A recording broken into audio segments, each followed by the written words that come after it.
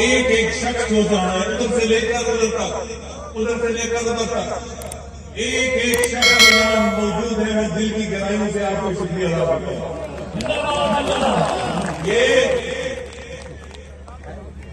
इस जलसे की मेरी इलाके की इज्जत आपसे है और एक एक कतरा इकट्ठा हो तो समुद्र बनता है। आज आपने समुद्र इकट्ठा कर दिया।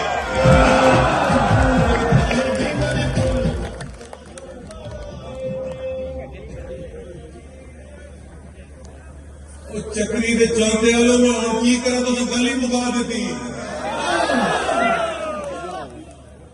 सारे मुहाफिन को कहने वास्ते कुछ नहीं, मैं पूरे पाकिस्तान में कहता हूं,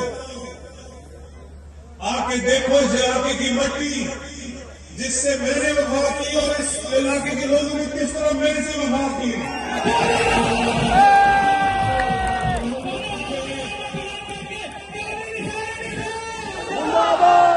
मुझे कोई टिकट की जरूरत नहीं है, मुझे इनके हाथों की जरूरत